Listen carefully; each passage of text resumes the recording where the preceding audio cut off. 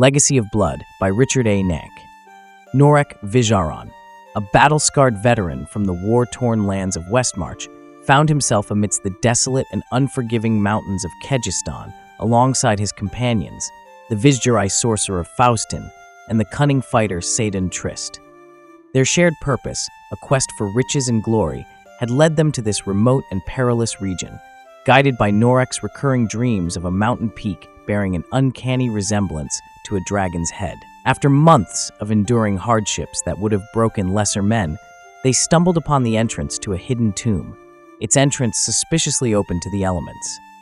Ignoring this ominous sign, they ventured deeper, encountering primitive traps and the remains of past adventurers, their bones scattered across the floor, a grim reminder of the dangers that lay ahead. Finally, they reached a chamber unlike any they had seen before, its walls adorned with intricate, jeweled patterns pulsing with otherworldly energy. In the center lay a treasure trove of gold, silver, and precious stones, but their excitement was tempered by the gruesome sight of countless mangled corpses strewn across the floor, evidence of past expeditions that met a violent end. At the chamber's far end, a dais stood adorned with the remains of a warrior clad in blood-red armor, its crimson hue a testament to countless battles. Fauztin, recognizing the significance of the scene, revealed that they had stumbled upon the lost tomb of Bartuc, the legendary Warlord of Blood. Bartuc, once a powerful sorcerer, had succumbed to darkness, embracing demonic forces and bathing in the blood of his enemies. His reign of terror had been cut short by his own brother, Horazon, and other Vizharai, who had hidden his remains to prevent his evil from resurfacing. As they contemplated their discovery, a sudden chill swept through the chamber, and the dead within began to stir, rising as an army of undead guardians to protect Bartuc's tomb. Outnumbered and facing foes impervious to conventional weapons, the trio fought for their lives, their skills and determination tested to the limit. Just as hope seemed to dwindle, Norrec's hand, grasping for support, found itself encased in a blood-red gauntlet, the very gauntlet of Bartuc. Unintelligible words erupted from his mouth, unleashing a surge of energy that obliterated the undead, leaving the chamber in ruins. Consumed by newfound power and the allure of the armor, Norrec's mind began to twist, succumbing to the influence of Bartuc's legacy. He turned against his friends, murdering them in a fit of rage, and fled the tomb, fully clad in the blood-red armor, forever bound to the will of the Warlord of Blood. Meanwhile, in the arid expanse of Aranok, General Augustus Malevolyn, a ruthless commander with imperial ambitions, dreamt of conquest and glory. His dreams were not merely figments of his own imagination, but rather visions imbued with the legacy of Bartuc. For Malevolyn had acquired a blood-red helmet, an artifact imbued with the lingering essence of the Warlord of Blood. Malevolyn, a man of unwavering determination and cunning strategy, had risen through the ranks of the Westmarch military, leaving behind a trail of victories and a reputation for ruthlessness. The blood-red helmet, with its sinister aura and the visions it bestowed, fueled his desire for power and convinced him that he was destined to follow in Bartuc's footsteps. He sought the counsel of Galeona, a powerful sorceress who served as his advisor and confidant. Together, they embarked on a quest to reunite the blood-red helmet with the rest of Bartuc's armor, believing it would grant Malevolyn the power to command demonic forces and conquer the world. Using her knowledge of forbidden rituals and her network of spies, Galeona scoured the land for any trace of the armor, eventually leading her to the remote mountains of Kehjistan, where rumors of a hidden tomb and a warrior clad in blood-red armor had surfaced. Norrec, meanwhile, driven by the armor's will, wandered the land, leaving a trail of bloodshed in his wake.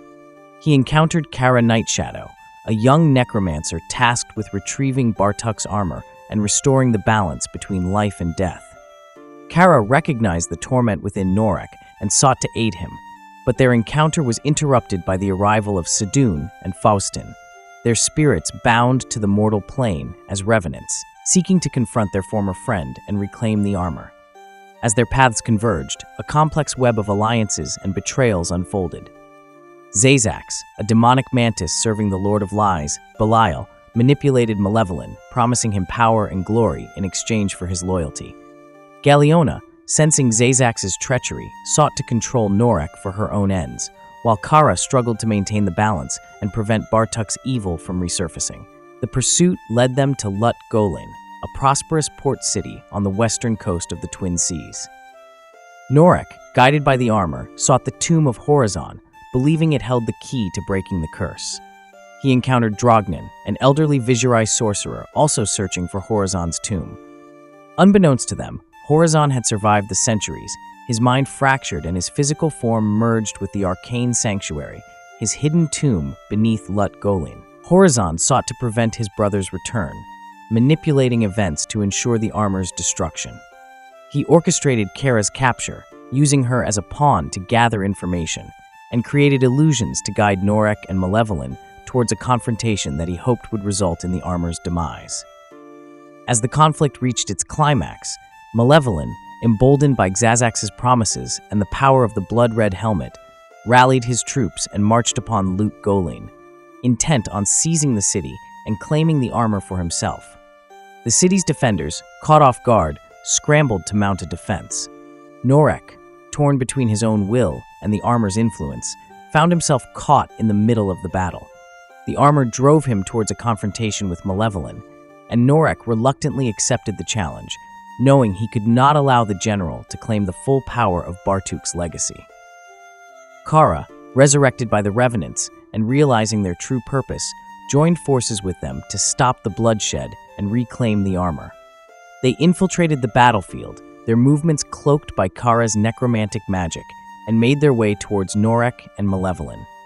Zazax, realizing his plans were unraveling, made a desperate move, approaching the combatants to eliminate both and claim the armor for himself. However, Kara anticipated his treachery and hurled her ceremonial dagger at him, causing him excruciating pain.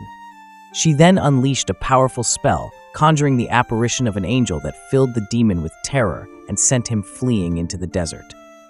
With Zazax vanquished, Kara turned her attention back to the duel between Norrec and Malevolyn.